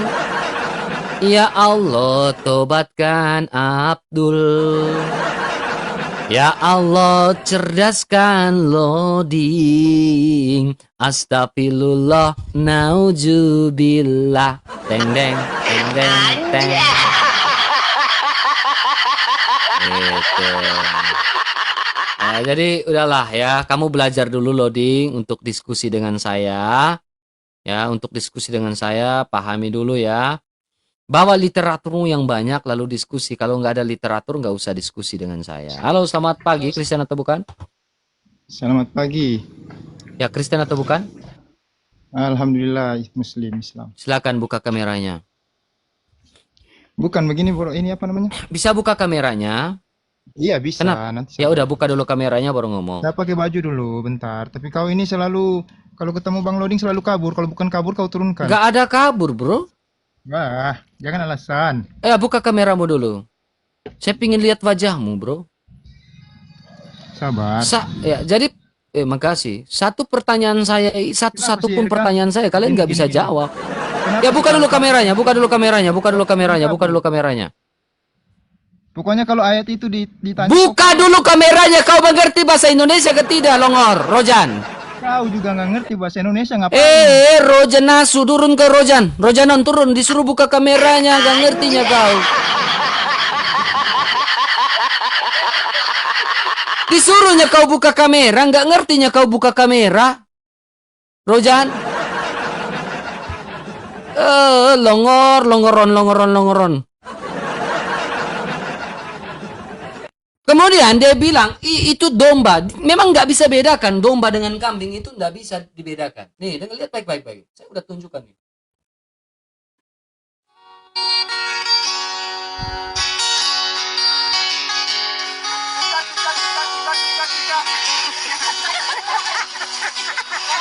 One more time.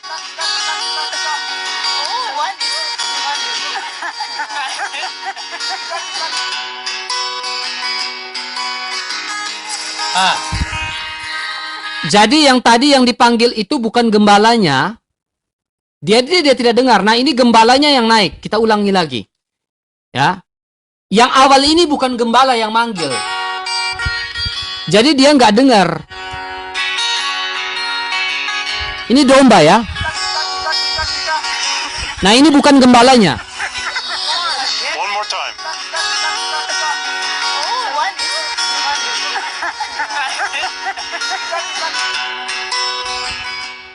Nah, ini gembalanya yang manggil nih.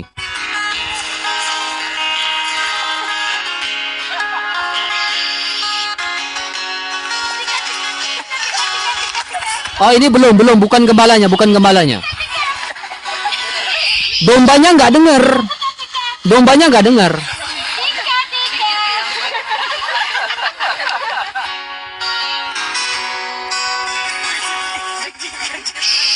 Dites, kalau gembala manggil, orang lain manggil dengar nggak?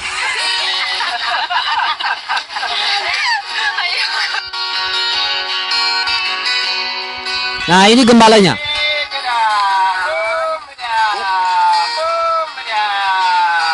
Look at them.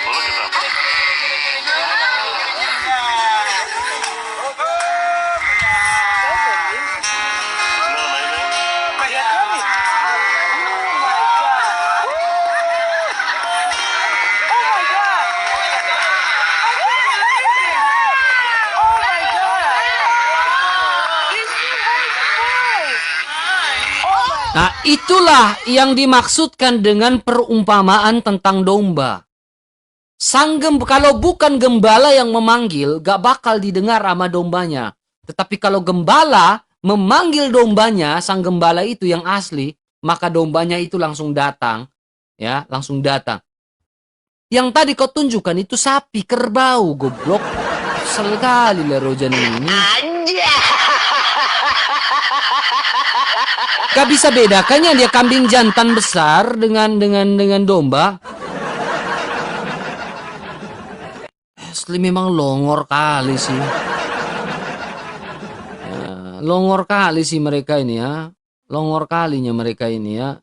Diajak diskusi baik-baik gak ngertinya mereka.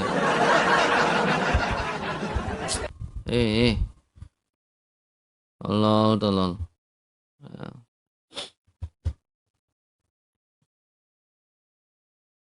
Laka naik. Naik kadron.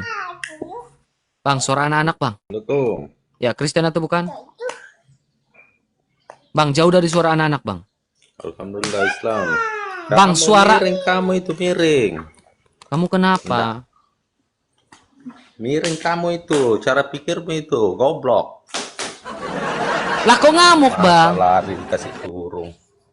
Kamu kebanyakan jedukin kepala Miring, ke cara aspal pikirmu bro. miring. Kebanyakan jedukin kepala ke aspal, Begitu. makanya naik-naik ngamuk. Aduh, kau itu takut lawang anu itu, loading. Lawan, bukan lawang. Lawan, bukan lawang. Iya lawan, kamu begini, miring kamu itu, miring. Kamu yang miring, Kau atau? takut. Gini kamu itu. Lah kenapa ngamuk bro? Kau kepalamu ini miring.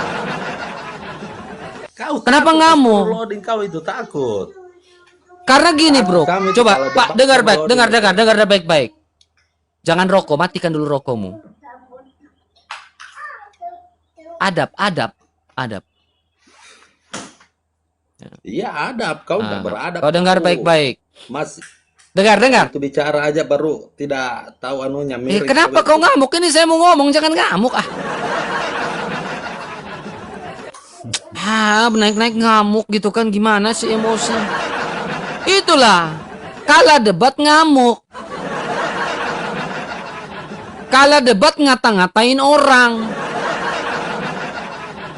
Kalah debat, kali 3 dulu guys, kali 3, ada kali 3 kah, kali 4 kah? Kali 3, kali 4, kali 5, kali 6, kali 7. Tuh, tap layar dulu, share dulu, kali 3, kali 4. Ya. Kasih kali dulu. Ujung, jaga ujung guys, jaga ujung. Halo, Gembala, Kristen atau bukan? Makasih. Halo, selamat siang Bang RK. Ya, Kristen atau bukan? Alhamdulillah Muslim. Silakan buka kameranya, saya harap kamu beradab ya. Kalau tahu bilang tahu, tidak bilang tidak. Silakan. RK bubuk.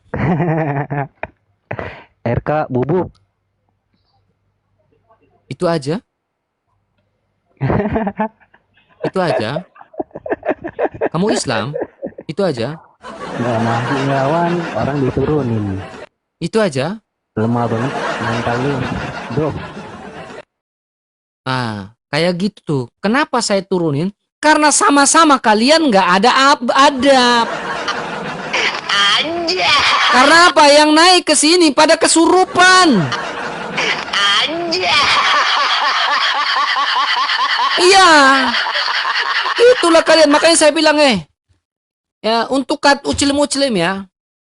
Ya untuk ucilim-ucilim, untuk kadrun-kadrun ya, untuk oten-oten ya. Masanya kami ya. Masa saya udah saya katakan, harus memang ini realistis. Masanya saya apologet ya, masanya saya Edis dan lain-lain. Kami belum selesai masa kami, bro. Masa kami ini masih panjang. Jadi tidak bisa kalian mau jatuhkan kami apologet ini, agak susah, bro. Ya, masa-masa kami ini masih panjang, bro, untuk buat kalian kejang-kejang. Jadi belum bisa kalian, ya belum bisa, ya. Jadi masa kami ini masih panjang, bro, ya. Belum bisa kalian, belum bisa.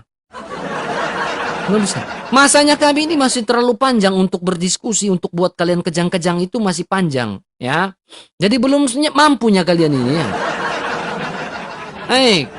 Ya susah naik yang beradab, naik gitu kan. Nah, jadi untuk niat menjatuhkan kami itu susah, bro. Halo, selamat siang. Selamat siang, Kristen atau bukan? RK. Wah, nek lihat lu baperan, bawel, banyak ngomong, baperan, jadi kecentilan lu, jadi tengil gaya lu. Gue perhatiin ya gaya lu tengil, bawel, ngengok ketulungan, bawel banget. Aduh, jadi pusing gue nonton lu. maaf RK. Cuma gue kritik membangun, semoga lu.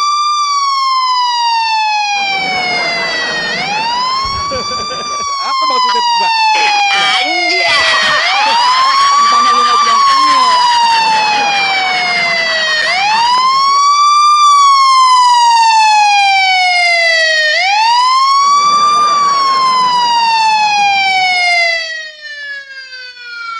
Maaf ya teman-teman ya, pasien kami lolos dari kabur dari rumah sakit jiwa. Maaf ya saudara-saudara, pasien kami lolos dari rumah sakit jiwa, teman. Ya, jadi harap dimaklum.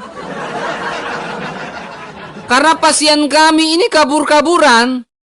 Ya, kami terlambat memberikan obat kepada mereka. Pasien selanjutnya, Dirman. Mana Dirman? Ayo Dirman, naik Dirman. Naga putih. Ini pasien kelas berat ini si Dirman, teman. Ya, pasien kelas berat nih kalau si Dirman ini, guys.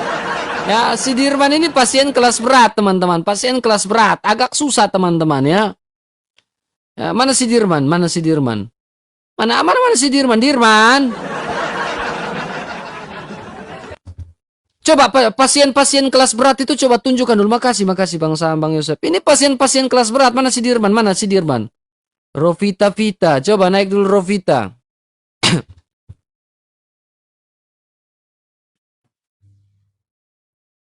Halo Rovita. Halo, Kristen atau bukan? Islam. Oke, buka kameranya Rovita. Langsung tanya aja saya jawab tentang Al-Quran. Aduh, gak buka kamera turunlah. Saya pingin main-main dulu dengan si siapa ini, dengan si apa? Siapa ini? Dirman sebenarnya. Saya pingin main-main dengan Dirman ini. Dirman boleh lah teman-teman ya. Dirman boleh lah kita main-main dengan si Dirman. Apalagi si pasien.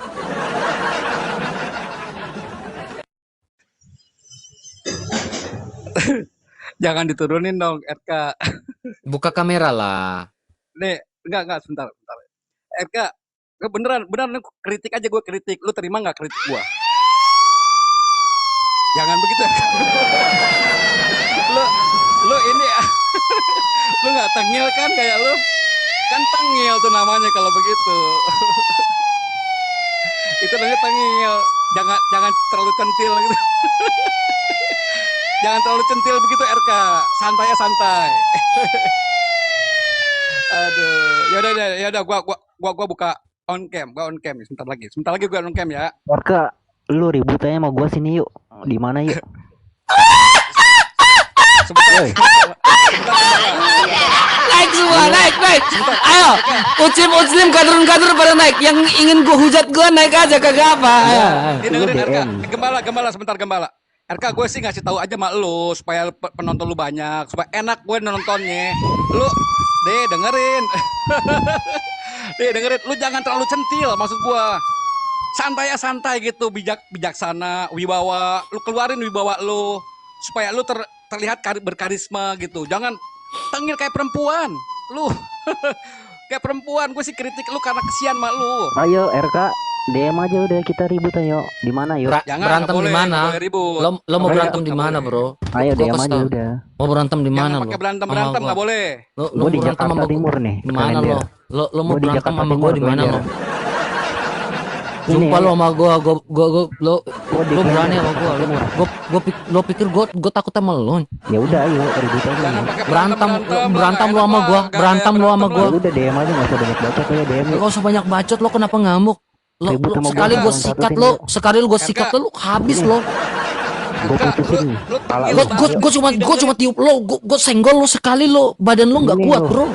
Gue putusin kepala lu ntar. Gak berani lo. Sini lo anjir, sini kalau berani lo sama gue. Lu juga jangan sok-sokan berantem RK, mau ngapain sih lu pakai berantem? Diam lo Fahmi, lo berantem sama gue sekalian berdua lo berantem. Gue sih gak mau berantem, gue mah anti berantem gue. Mau ngapain berantem? Yang tadi berantem lo sama gue, berani lo berantem sama gue, naik lo berantem sama gue. Mau ngapain didengerin yang begitu lo? Gue pingin berantem sama lo pada sini, berani nggak? Samanya lo kayak preman. Lo juga kayak preman lo samanya. Ngapain lo? Enggak, maksud gue gini RK, lo maksud gue gini RK. Gini bro.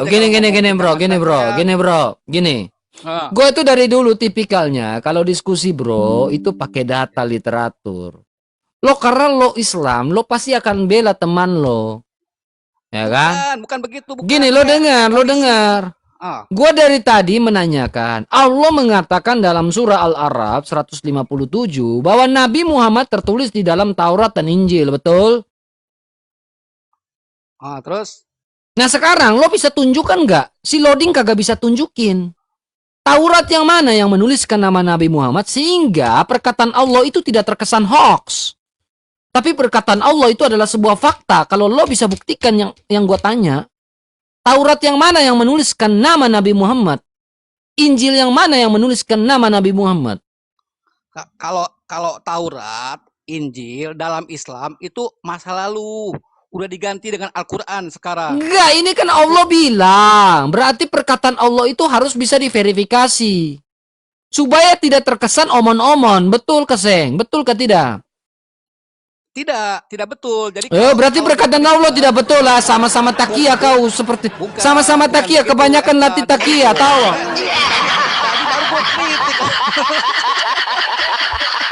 Iya, makanya gue bilang gini, bro. Makanya gue bilang lo denger, ya. Kalau lo nggak bisa, gue ini tipikal orang diskusi. Kalau diskusi akademis, gue ladanin sampai pagi, gue senang. Karena gue tipikal orang pemikir, tetapi sesuai data dan literatur yang akademis. Ya lu nanya yang nggak mungkin orang Islam tunjuk. Berarti perkataan Allah ini, perkataan Allah ini tidak mungkin. Nih, ini perkataan Allah ini tidak mungkin. Itu Taurat dan Injil itu masa lalu. Nah, sekarang masa lalu ada nggak tertulis nama Nabi Muhammad? Karena Muhammad kan dalam masa lalu kan, sudah ada kan? Zaman dulu. Taurat itu firman Allah nggak? Disuruh menunjuk firman Allah. Taurat itu firman Allah nggak? Zaman dulu ada Taurat. Saya tanya, Taurat itu firman Allah nggak? Firman Allah. Allah menjaga firmannya nggak? Ya, Al-Quran. Dijanjikan Al-Quran. Kalau jadi Taurat itu bukan firman Allah. Dijanjikan begitu. Jadi apakah Taurat itu bukan firman Allah? Nah, kalau Taurat juga termasuk firman Allah, apakah Allah menjaga Tauratnya, firmannya? Itu orang-orang Yahudi nggak bisa menjaganya. Kan Taurat itu kan untuk orang-orang Yahudi. Allah tidak bisa, manusia tidak bisa menjaga, tetapi Allah bisa menjaga, kah tidak? Ya bisa menjaga. Mungkin. Ya udah, kalau Allah bisa menjaga, berarti Taurat juga dia jaga sampai sekarang. Sampai sekarang sama orang Yahudi mungkin masih ada. Ya sekarang yang ada dalam orang Yahudi yang dipegang oleh orang Yahudi sampai sekarang itu ada tulis nama Nabi Muhammad gak? Begini, RK dengerin dulu, jangan lu nyerobot. Turunlah, gak ada ilmu, turun. Kasih yang ilmu, buka kamera. Gue mau yang buka kamera. Buka kamera silakan, Kavi. Siap. Oke. Kalau nggak buka kamera, malas gue diskusinya. Nih, Islam atau Kristen? Lo naik mau diskusi atau mau berantem sama gua? Islam. Mau diskusi. Silakan terus, silakan.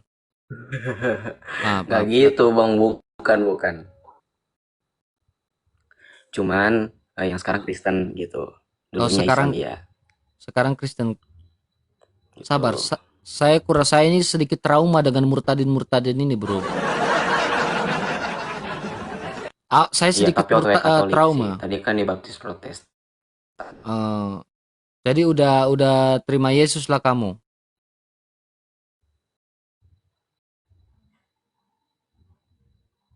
Benar Islam. Dulu benar Islam, bro. Real murtadin harus. Ya, saya sekarang. Ya, gue paham. Ya. Jujur gini, bro. Banyak orang yang mengaku murtadin, tetapi satu, sifat kental kadrunnya masih melekat, bro. Ya, gimana, Bang? Ya, banyak orang yang mengaku murtadin, tetapi sifat kadrunnya masih melekat. Itu. Dulu ini saya ngomong nih. Jadi harus betul-betul mengikis dan melepaskan sifat kadrunnya. Ya. Karena gue lihat banyak orang yang sifat kadrunnya masih melekat, banyak sekali. Oke. Berani berbohong, berani memfitnah. Ya. Jadi kalau mau ikut Yesus betul-betul, ini saran saya, pelajari iman kita dengan baik, lepaskan semuanya dulu. Ya itu saran saya sih, bro. Kalau bro sekarang sudah katakumen atau belum? Lagi katakumen. Tapi tadinya kan dibaptis Protestan gitu. Atau Katolik. Sekarang masuk Katolik, berarti lagi katakumen juga. Udah selesai atau? Betul. Sekarang di mana, bro? Bro sekarang di mana? Sekarang saya masih Jabodetabek. Bro inilah DM saya, bro ya. Kita tukar-tukar nomor supaya kita diskusi, kita ngopi-ngopi bareng gitu ya. Ya, saya follow bro ya. Nanti kalau saya ke Jakarta dalam waktu dekat kita dua saling komunikasi. Saya udah follow back kayak kita tukar-tukar nomor biar kita saling komunikasi by telepon ya. Oke. Oke, Bang. Siap. Ya. God bless you, bro ya. Tuhan Yesus memberkati ya. Kita telepon-teleponan, kita ketemu. Oke, siap. Tuhan memberkati. Ya. Aman. Saya itu Saya itu tipikalnya gini teman ya, yang kayak begini ya oke gak apa-apa lah kita ini. Ya, kalau buka kamera itu enggak masalah. Ya enggak berarti ya tidak perlu kita terlalu waspada ya. Yang masalahnya itu ketika yang aduh udah pakai sarung jempol ini mau main game nih. Udah pakai sarung jempol ini mau main game. Dari tadi saya ini udah gini-gini nih pegang udah pakai sarung jempol ini udah mau cari konten game ini teman-teman. Saya kan kadang-kadang konten game kan, jadi lumayan lah dapat cari konten game ini kan kita kadang dapat berkat sedikit lah ya dari itu gamenya, dari konten kita ya. Ya, jadi selain Bang RK itu konten itu selain agama, Bang RK juga biasanya ngonten game-game kayak gitu. Jadi makanya gaya Bang RK gaya-gaya kayak gini lah.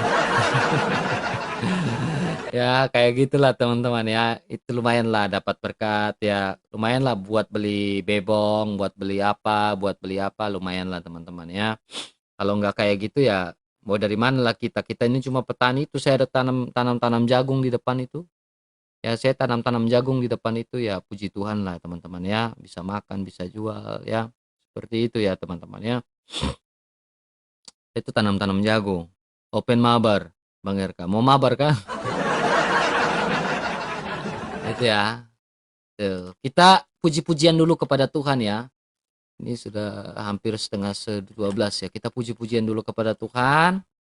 Kita muji Tuhan karena Tuhan begitu baik. Suruh Rashid, saya ada WA DM Rashid. Saya mengajak Rashid juga diskusi. Ya, karena bagi saya logika Rashid lebih masuk akal daripada saya, daripada yang lain. Iya, kalau saya bisa ngomong-ngomong, logika Rashid itu lebih masuk akal daripada kita sudah ngomong semua setengah 12 saya nggak kuat. Logika Rashid, makasih Kak Yuli. Ini akun Kak Yuli yang mana nih? Logika Rashid itu lebih enak ya daripada logika loadingnya.